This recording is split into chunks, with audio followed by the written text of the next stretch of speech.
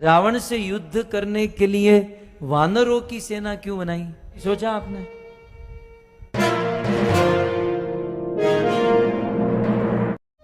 आपके मन में एक प्रश्न होता है कि राम जी ने लंका जाते समय रावण से युद्ध करने के लिए वानरों की सेना क्यों बनाई? कभी सोचा आपने? आपको कुछ हो रहा है विचार पंचतत्व प्रभु, कुछ मन में आ रहा है? मेरे मन में आ रहा है। इलेक्शन के रिजल्ट के बाद मुझे बहुत समझ में आ रहा है कि राम जी ने मनुष्य की सेना न बनाकर वानरों की सेना क्यों बनाई। 4 जून के रिजल्ट के बाद इतना समझ में आया कि राम जी ने अच्छा हुआ वानर की सेना बनाई, अच्छे से राम जी के साथ रहे, रावण के साथ युद्ध किए, विजय प्राप्त हुई। यदि मनुष्य की सेना लेकर राम जी गए होते ना, तो ये मनुष्य राम जी के साथ तो चलते, लंका भी पहुंच जाते, लेकिन लंका जाकर देखते ओ रावण की लंका सोने की बनी है। ये सारे मनुष्य सोने की ईंट, सोने का हार उसी में रह जाते और राम जी अकेले हो जाते। यही बात नरेंद्र मोदी जी के साथ कल हुई है।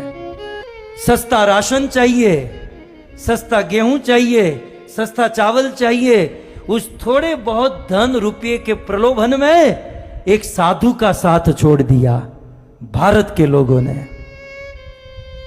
कितना सुंदर आयोजन नरेंद्र भाई मोदी का था कि 400 से अधिक सीट आए तो आने वाले दिनों में निर्णय लेने में या परिवर्तन लाने में कठिनाई नहीं होगी।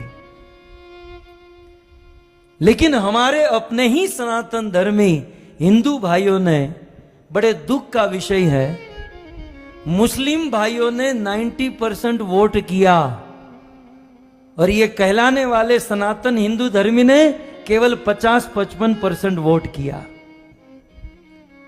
मैं आपके हाथ उंगली देखना नहीं चाहता हूं या दिखाना नहीं चाहता हूं कि हम कैसे हैं, लेकिन बड़ा दुख होता है कि हरि का एक लाल है।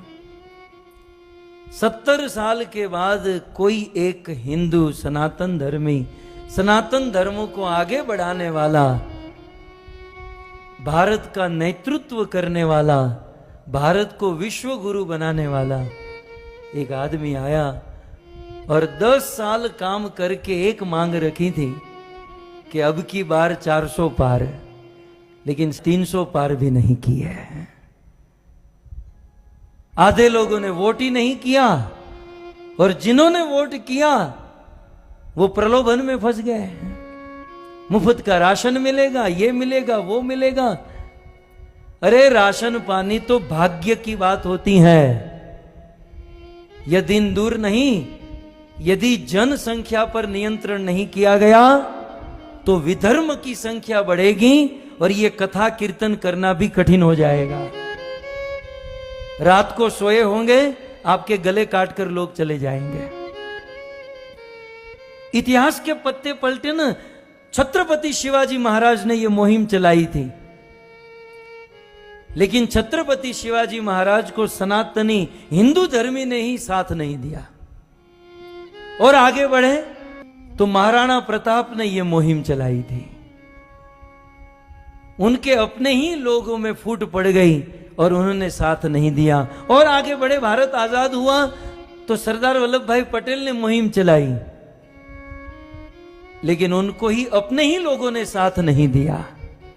और आजादी के 70 साल के बाद एक आदमी 10 साल के अगाह परिश्रम के बाद 400 पार जाना चाहता था, लेकिन हमारे अपने हिंदू सनातन धर्मी ने ही उनका साथ नहीं दिया। मैं तो मोदी जी को यदि मेरी आवाज पहुंचे तो यही सलाह दूंगा, भाई आप 70 साल के हुए हो, खा पीकर मौज करो, ये किसी के नहीं होने वाला है।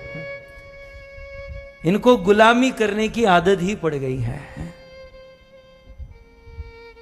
एक आदमी ने बहुत सुंदर लिखा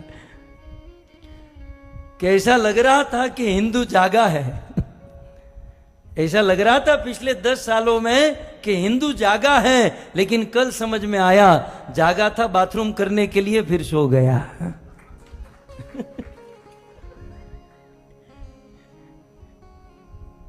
क्या हिंदू जागा है? यदि बहुमत होता तो भारत का दृश्य कुछ और होता।